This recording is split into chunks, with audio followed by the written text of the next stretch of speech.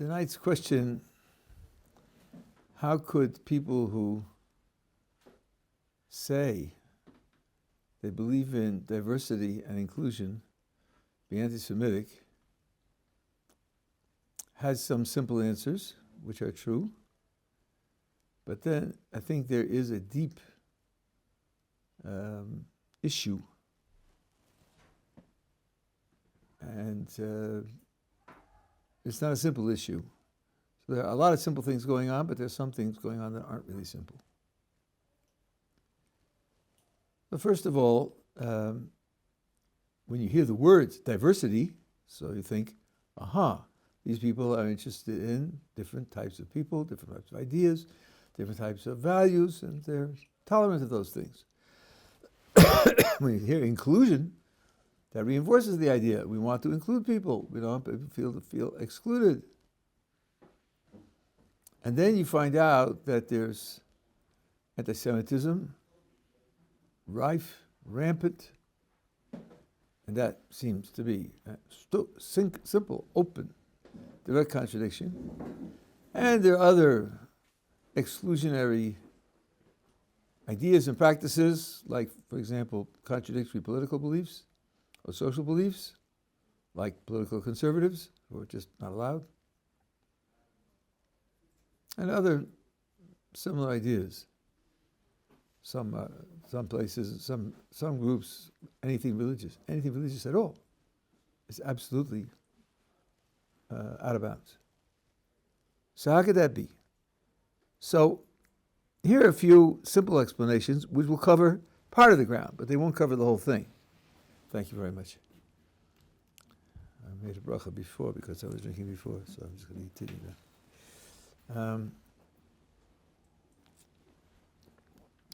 First of all, people who say that they're anti-Semitic and act in an anti-Semitic way may not be anti-Semitic. There's a wonderful book called The War Against the Jews, written by an outstanding historian, Lucy Davidovitz, where she documents that at the end of the 19th century, in some universities in Germany, there were fraternities where, in order to join the fraternity, you had to sign a pledge that you were anti-Semitic. I would assume that some proportion of the people who signed it to get into the fraternity. They didn't mind not representing themselves truly, didn't bother them, and they wanted to get into the fraternity. So people who say and do things may be doing it just because of social pressure. I may not believe it. Then there are people whose passions run away with them so that they do believe certain ideas, but the ideas are hopeless intellectually, and they believe them because either fear or envy or the desire to feel that most gloriously pleasurable of emotions, righteous indignation, lead them to accept ideas which otherwise are intellectually non-starters. There is in this cadre of people a significant proportion who at least say they believe that any difference in the representation of a certain group in certain positions of privilege, other than their the proportion of the population, must be due to cheating, to theft, to discrimination. So, for example, if Jews are 2% of the population and they're 20% of the college students, that's only due to cheating. That's the only way it could be. There's proof of it. If women are less represented in certain economic niches or certain academic niches, it's only because they're being discriminated against. That's the only thing that could possibly explain any disproportion in these positions of privilege? Well, when you think about it, it's bizarrely beneath a 4-year-old to think that way. The only feature in life that contributes to success is your population and its proportion in the total census. That's the only thing that matters. The only thing that plays any role. So that any disproportion to the percentage of the population that your group holds must be due to some kind of cheating, some kind of discrimination. First of all, you might ask those groups, do you have any leaders in your groups? Any people who run the show? How did they get to be the leaders? They're leaders and everybody else is followers. They make decisions, so it must be because they cheated. How else did they get there? By your own principles. The only thing that gets you there is cheating. Otherwise, everybody's the same. Are there no differences in native abilities? Is it really true that all the basketball players are over 6'5" because of cheating? And nobody under 6 feet is a basketball player because they're all cheating, they're all discriminated against, so and so on? Is that really true? I mean, so when they say this, it's either they're pretending it's true, or the groups that I'm talking about, or they're saying it because it protects something for them. It provides them with some kind of psychological benefit, and they hold on to it because of that. Not because they're intellectually convinced of it. In this case, their intellect is warped by their psychological prejudices, emotional needs. So that certainly explains how a lot of people who preach inclusivity and diversity and inclusivity could behave like anti-Semites or even believe some of the anti-Semitic literature. But there's a deeper problem here. Let me frame it in slightly different terms, and then I'll come back to this particular example. I used to give a lecture many years ago called The Limits of Liberalism. Liberalism preached real inclusivity and diversity. The idea was, no matter what your positions are, no matter what you believe, no matter what you want to say, as long as you don't use force against another person, or your words will motivate other people to use force against another person, then you can say whatever you want to say. And unlike another belief of this diversity, equity, and inclusion crowd, saying things that other people don't like is not called force. And if you're going to be a mature adult and live in a world of people who disagree with you, then you have to take for granted that people are going to say things you don't like. And you may be disturbed or irritated by them. That's life. So it's worth it.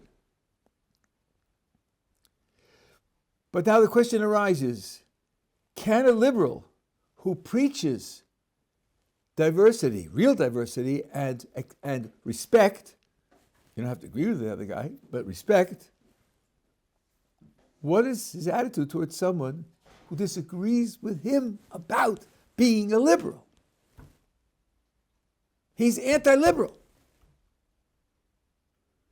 And he's going to work against you. Well, if you're a liberal, not just because you're lazy, because you like peaceful relations, but you think that there's something right about being respectful to other people, and there's something good about having the free exchange of opinions, and these people are going to stop that, then you have to decide, shall I include them in my umbrella of tolerance also, or not?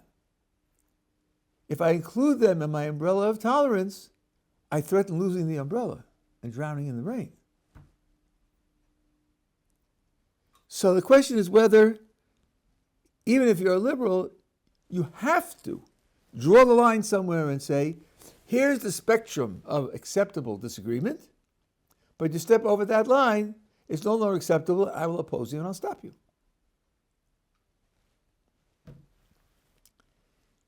Neither way do you have a smooth, clear, easy path.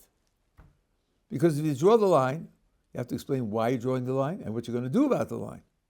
And it does sound like you're going to be disallowing certain types of disagreements. On the other hand, if you don't, you threaten the existence of your whole value system altogether.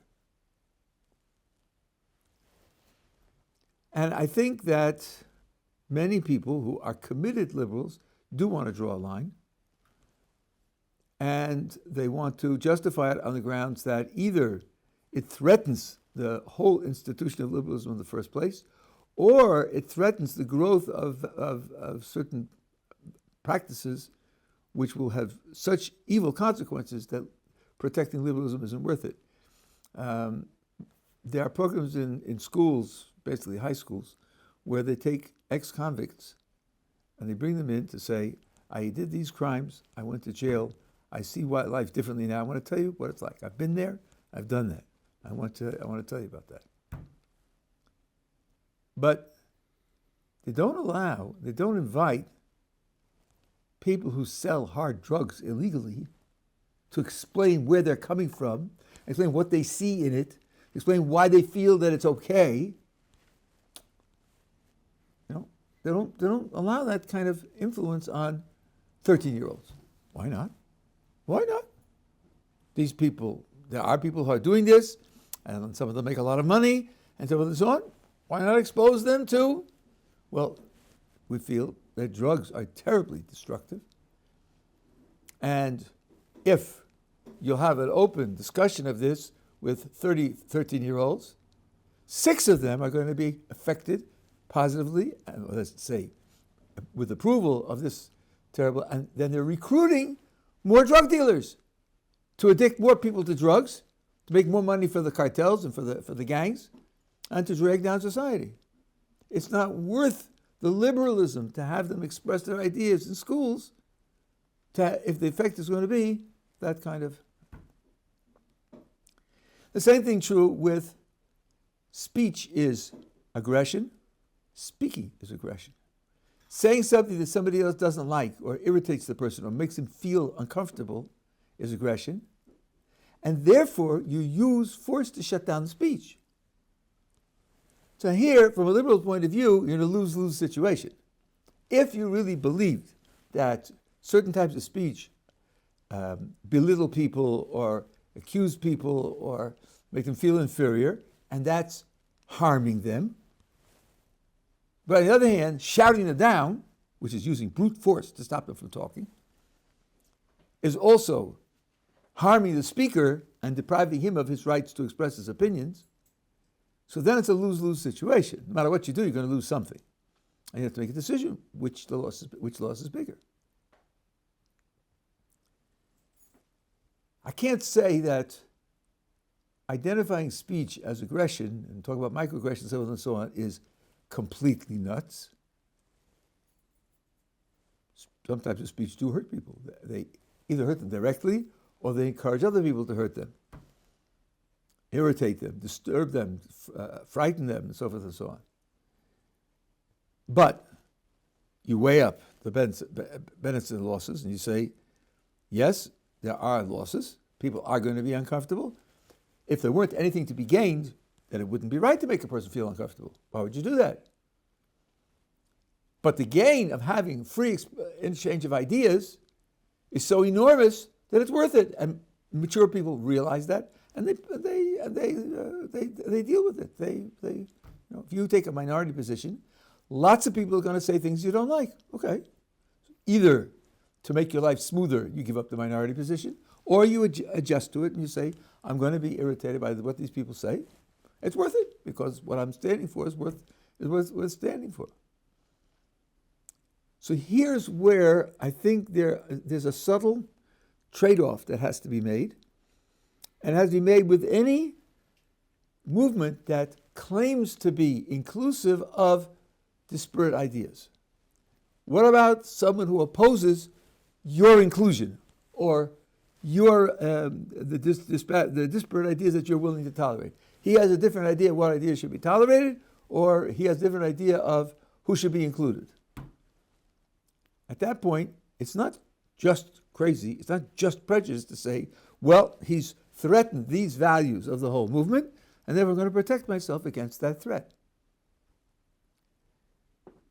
So, if they really found something that was a threat and they were taking measures against it, I don't think there's a philosophical problem, a mistake there. The question is whether it's realistic or not.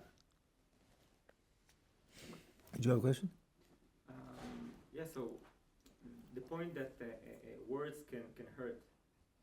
So I kind of don't get that. I understand if words can like take a crowd and then someone can do something like actual harmful, but just say words can hurt. So I just still don't get it. How words can hurt? I'm surprised. There was a time when in the United States, in school and certainly in families, it was considered to be perfectly acceptable for the adult to hit the children. This is physical, obviously. I know. That was the first sentence in this paragraph that has more than one sentence. Right? And that then became something that was forbidden, something that you couldn't do. What did the teacher who used to hit the children do now that he can't hit them? Sometimes he called them names. He called them names which were degrading and embarrassing. Sometimes the name stuck in the class. Sometimes the name stuck for years. That child becomes self-doubting, feels inferior, he feels despised by his classmates. Today, on social media, the child might commit suicide just because he called him a name. I know of a case, terribly sorry to say it was in a religious school. I know the people involved. And they had a child who's had certain emotional problems and whose intelligence was on the low end. And one day he walked into class and the teacher said, "Here comes dummy." 2 months later, he dropped out of school. The teacher calls you dummy in front of the class, and everybody else is going to say, "Oh, here's the dumb one," and make fun of him? That hurts. You don't see that hurts? Not obvious to you that hurts? Certainly words can hurt. Especially if someone in authority gives someone a title. I know of a case of brothers. There was an older brother and a younger brother. And the younger brother, because he was 3 years younger than the older brother, he imitated the older brother a lot. And when the older brother got privileges, he used to say, "I want those privileges also." And the phrase he used was, "Me too, include me," right? And in that case, the father called him Mr. Me Too. That wasn't good for the child.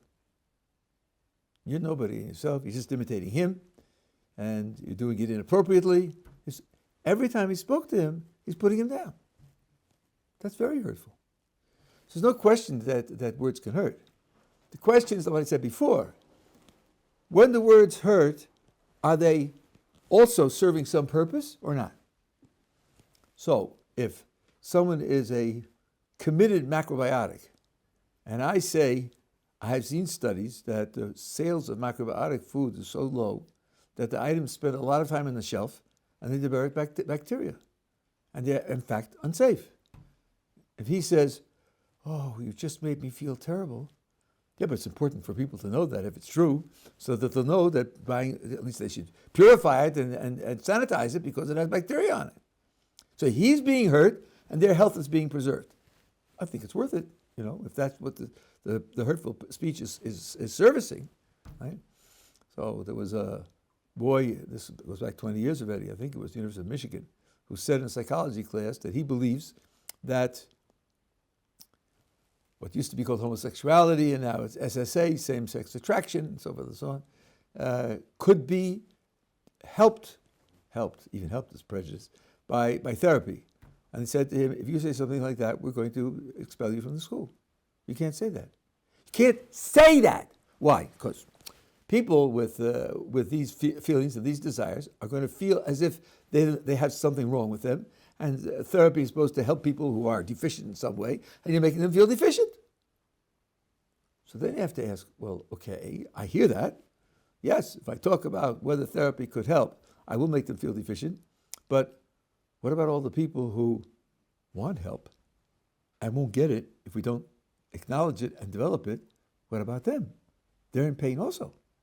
So maybe it's worth it to speak honestly, or if it's wrong, to have it out on the table and have it disproved. So the person who has that opinion will learn better and learn to give up the opinion. Not simply to say, because people are going to be upset or going to be irritated by what you say, you shouldn't say it. So it's a trade-off, and it seems to me so obvious.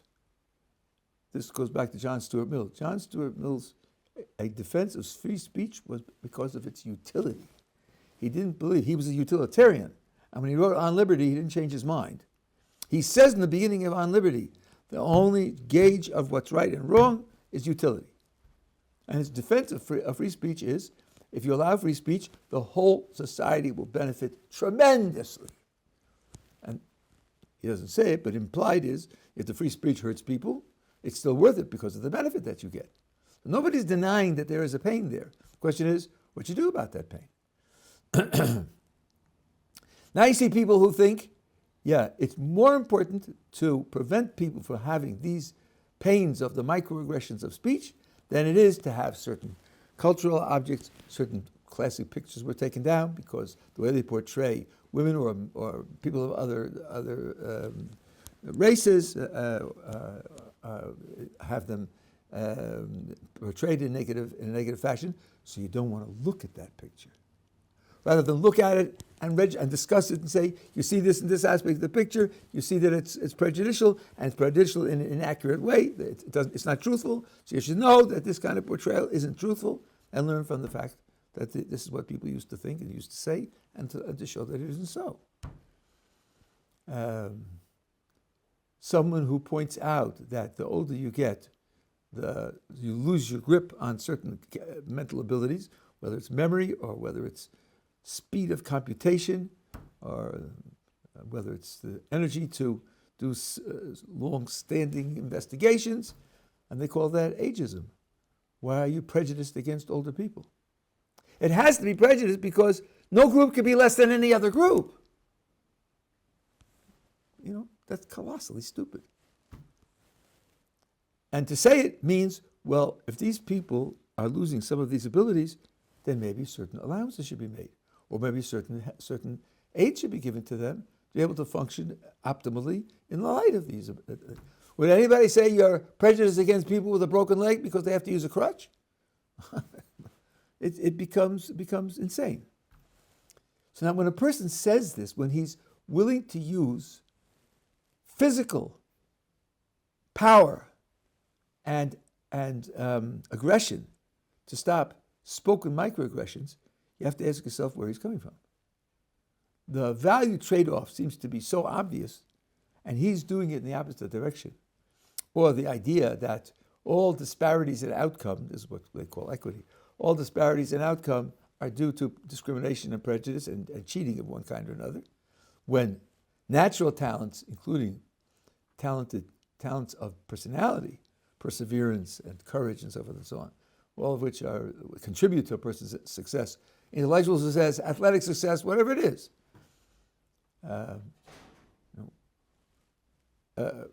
Why is it that blacks are so tremendously overrepresented in certain sports? Must be cheating. Because otherwise it would be just up to the proportion of the population. 10% would be no more than 10%. If it's 20% or 30%, there must be cheating somewhere. This is so idiotic. The question is, what is it doing for them? What is it protecting for them, which isn't rational? So I'm pointing out that there's a real question of substance here, and it could be decided in certain cases in different ways, and people could disagree as to how it should be decided. But then there are extreme cases. And in the extreme cases, then you have to ask what non-rational purpose it's serving. Now, I spoke the other day about, for students, pseudo-power and pseudo-authority, where because they are essentially powerless and they lack authority, and along comes a certain program which gives them immediate power, especially power over people who are older, smarter, better accomplished than they are, and it appeals to their bruised, failing egos, where in truth they're really nobody, and they want to be somebody without having to read books and take exams and be tutored and to go through apprenticeships and so on and so on. They want it now. I'm 20 years old. Why do I have to wait till I'm 25? So I can throw paint at the windows of the New York Times. The New York Times was supposed to be on their side. And I can shout down people, and I can burn cars and so on and so on. Like Thomas Hobbes said, the one respect in which all people are equal is that anyone can kill anyone. That's where you're equal. In all other respects, people aren't equal. We believe that all men are created equal. That means equal in value, not equal in intelligence, and equal in strength, and equal in judgment, and so on and so on and so on. No, it means you should treat them equally, but not that they're equal in any other respect.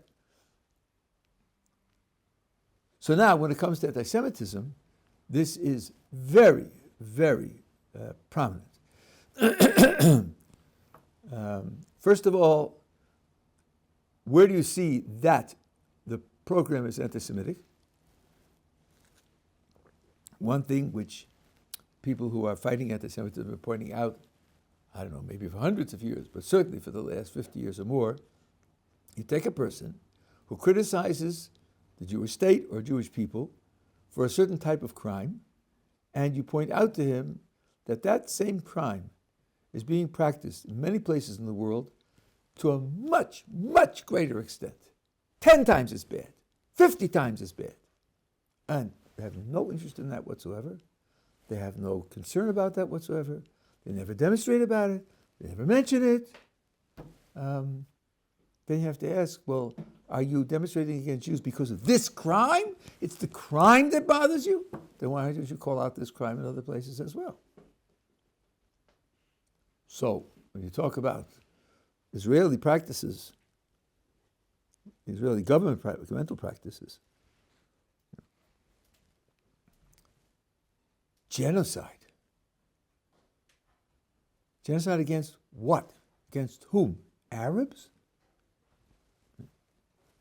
15% of the population of Israel is Arab. They are Arab justices on the Supreme Court. There are Arab parties sitting in the parliament. In the parliament, there are Arab doctors and nurses in the hospitals. What are you talking about? That's genocide? Well, what do you mean by genocide?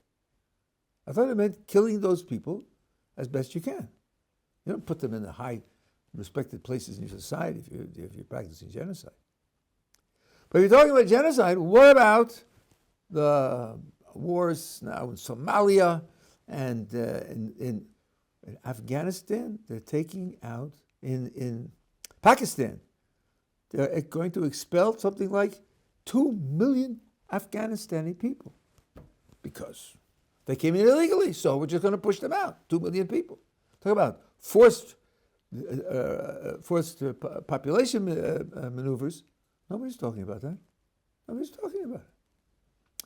Do you know that slavery exists? Slavery exists largely in Africa, where Muslim nations have black slaves. Who's talking about that? Slavery. Nobody's talking about that.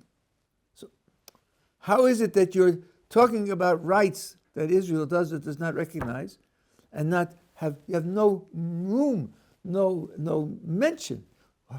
North Korea? China with 1.4 billion people, which is the fiefdom of one man? He runs it, with other people have no rights at all? That doesn't figure on the screen? You have to explain why it is that you're picking out Jews and not picking out these other examples. Well, the one big reason that they're picking out Jews, I say the one of the big reasons that they're picking out is because they're not attacking Jews. They're attacking something which Western society and Western culture, which they despise, approves of and supports. So it's not, I am against Jewish crimes, it's, I hate you, and because I hate you, I'm going to punish your friends. You're not friends with China, so I have no interest in punishing China. You're not friends with North Korea, I have no interest in punishing North Korea. But you're friends with Jews and you're friends with Israel, so to show how much I hate you, I'm going to go after your friends. That's what calls out 100,000 people in London to demonstrate for Gaza, but not demonstrating for the poor slaves of North Korea or the slaves in China. In fact, they have no rights. I told you about the petition that the fellow went to a university campus and was filmed.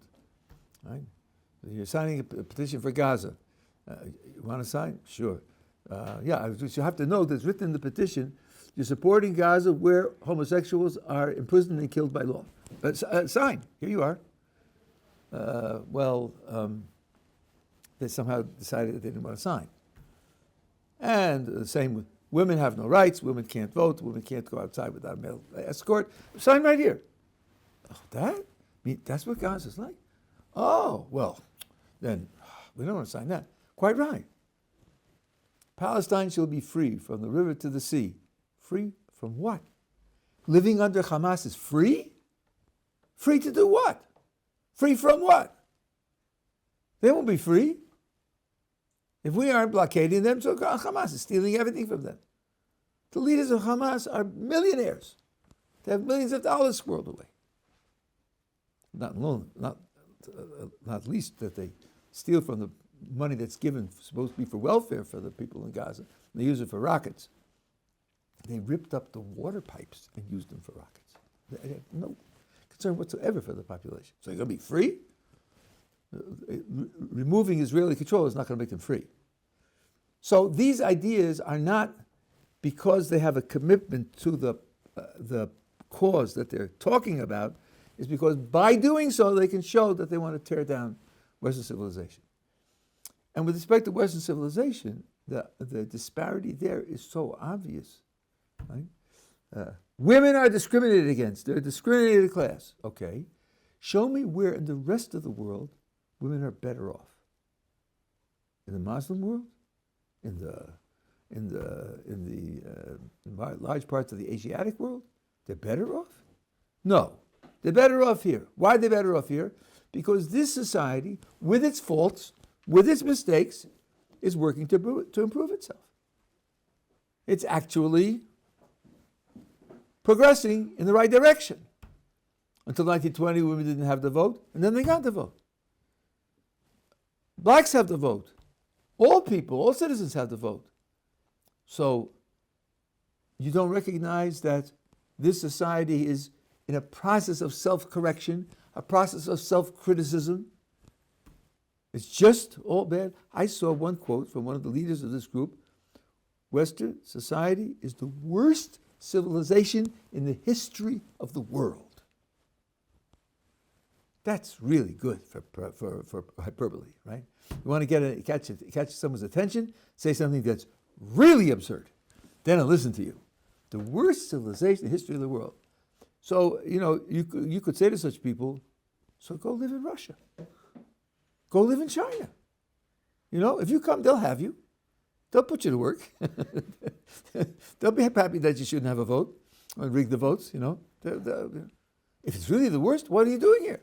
Why are so many thousands and thousands of people racing to get in? Why are they pushing down the doors to get in? If this is the worst, they're all fools. Only you know the truth. If they only knew what you knew, they'd be running away. They wouldn't be. But nobody's running away. Nobody's running away. Why is that? So when the facts are so obvious, then you have to look for the inner thing that it's pushing for them, and it's really this horrific rejection of everything that's in Western society, including their rights to reject. Because if they were running the world, there wouldn't be any right to reject. There's no right to reject what they're saying.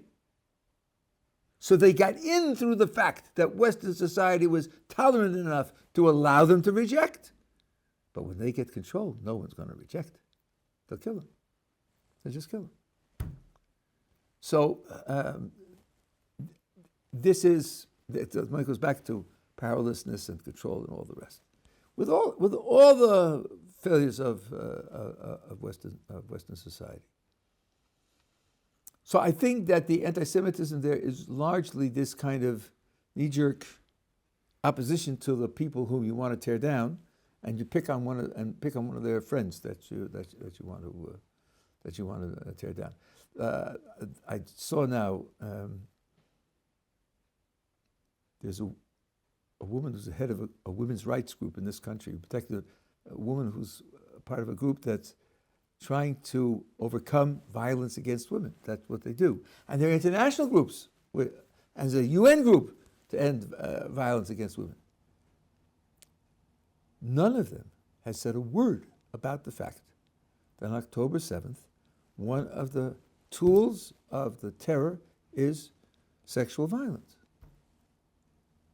The stories that have come out have been Giulio Meati, who's an Italian journalist who writes for Israel National News, Arutz Sheva, and other publications, had an article last week about the reports that we have of the kind of violence.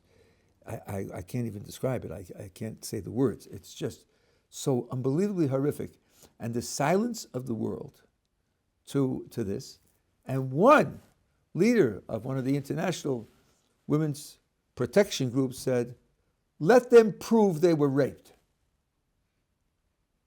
Oh, I remember those words.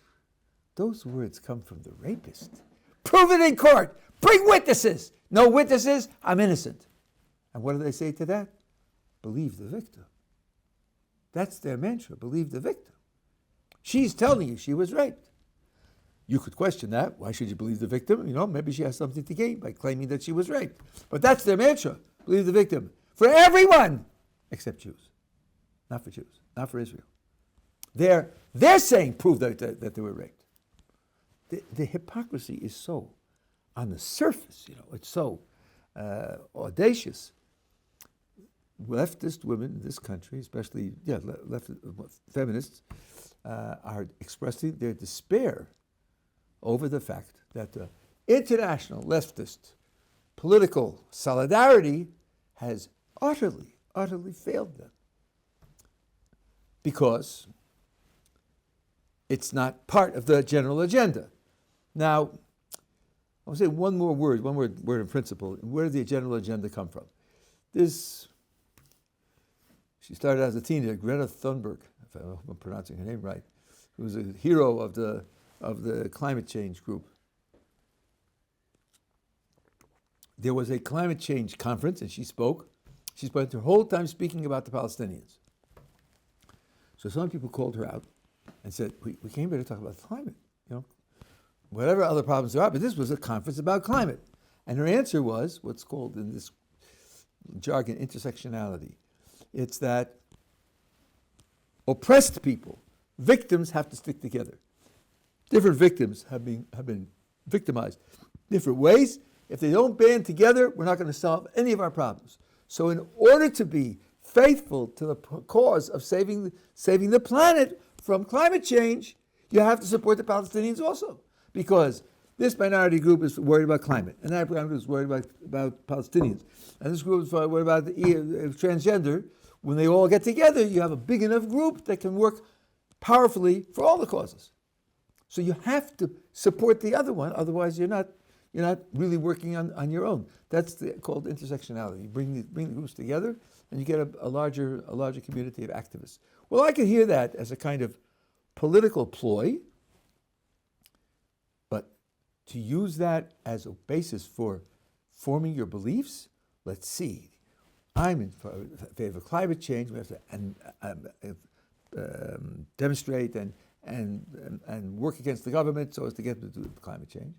They're doing it in Palestine. Yeah, maybe it's true, maybe it isn't true, but they're going against the government, right? So if we're going and they're going against, let's join forces and then speak for them and give them political clout, because then we all have more political clout. But maybe their cause is corrupt. Indeed, I would say to her, maybe your cause is corrupt. But that way of forming alliances and promoting a certain position without any thought as to whether it's true or false, just who are your friends and who are your enemies. Right? Friends are people who have the same enemies. That's enough. In this case, yeah. If you're against the government and you want to put pressure on the government, we'll make common cause.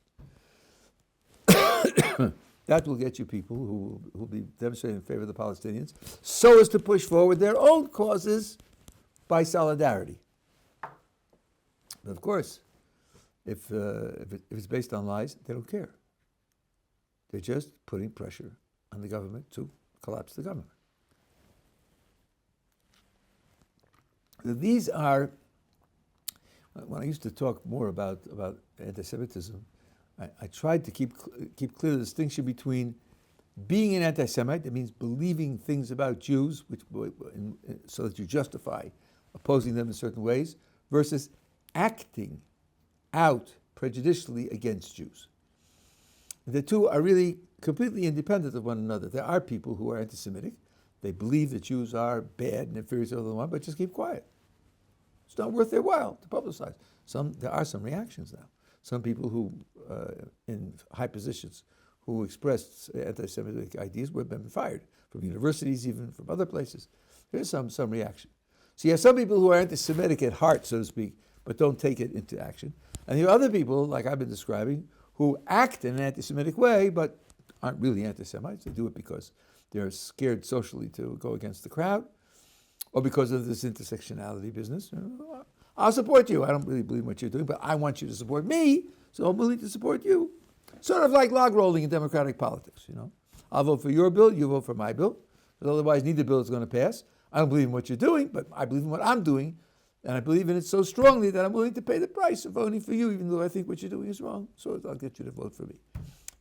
That's behavior, but the person who is log rolling isn't going to speak in favor of the other person's position. He's not going to lobby in favor of his position, because his own followers will say that's crazy. We don't believe that. If he votes in favor in order to get his own, he can explain that. But other than that, he's not going to pretend to believe it. Just practical.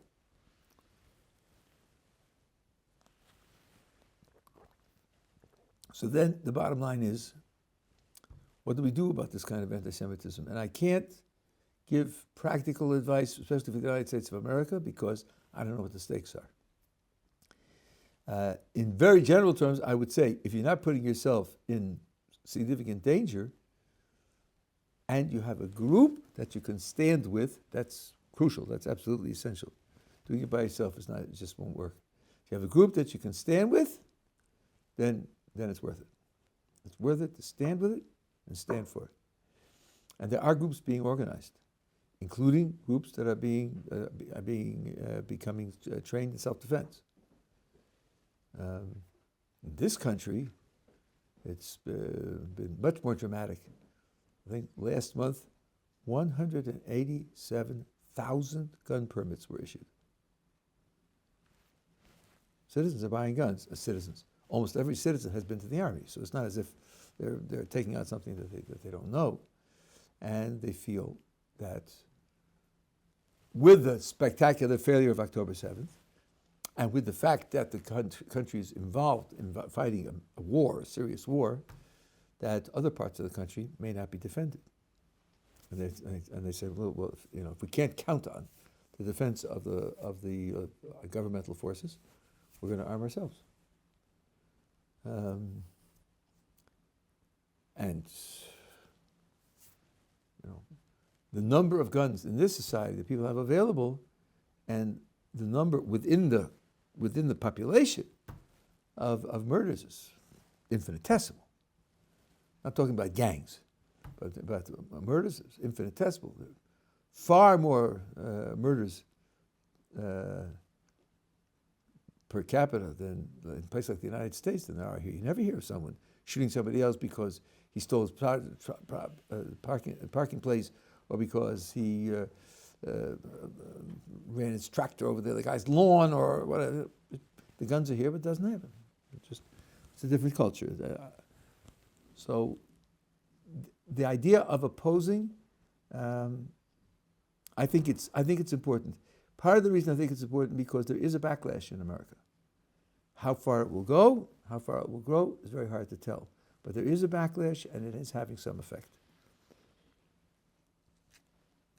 It's having some effect. In corporate terms, there's a new slogan: go woke, go broke. Because corporations which have identified themselves publicly with a woke agenda, a whole population has decided to withdraw their support. And their stocks go down. One company lost 20% of its value because they had a certain transgender person advertising their product, and within a month, they lost 20% of the value because a lot of people said, we're not buying that product. We don't want to be part of that. And some reversed in this case, the board member member of the board of directors had to resign because it was such a disaster. So it's not futile. That's what I'm saying. It's not futile. There are people who are fanatics. They're not listening. You're not going to convince them. But there are a lot of people who are on the fence. There are a lot of people who are looking at their likes and dislikes on their Facebook account. It's a pity on them that they have a Facebook account. And if they understand that there are other points of view, they could be affected by it. So I think it's worthwhile. Brave people are doing it. And if you can do it, it's worthwhile doing. But just be careful. Be careful because, as I used to say 20 years ago even, you come to yeshiva, we'll talk to you about any intellectual subject you want, no holds barred, and no penalties. When you go back to the university, choose what you'll say and choose what you don't say. How do you study evolution if you don't believe in evolution? My recommendation is study it in quotes, in quotations. Darwin said this, and Huxley said that, and Marius said that, and so on said that. You learn the literature. You show that you're competent in literature. That's all. What do you believe? I don't believe anything. I'm learning the literature because I want to know about evolution. Me? I don't think about these things. Today, some places you can't do that. You have to be committed and lobby for it and expressive and passionate. Okay, so then you're going to a programming school, a propaganda school. Anyway, I think this is part of the background on the anti-Semitism, and everyone knows it's growing, and it's growing in voice, and it's growing in its aggressiveness. And people have to do their best to be careful, and I think to hold on to their own dignity, to realize that where it's coming from has no validity at all, but the invalidity is built into certain inherently wrong, irrational, and evil projects. Not just that they don't like Jews or they're envious of Jews. It's much worse than that. It's an ideology that has that effect. And like one person said, one reason to read the news is to know what to daven for. We need to daven. U'malach ha'aretz de'as Hashem. Kadosh Baruch Hu will project knowledge of what He is, and what the Torah is, and what Judaism is, and what the reality is, and what the creation is, so that people, all people, can live honest lives and dignified lives and lives that are appropriately supported by the populations in which they live.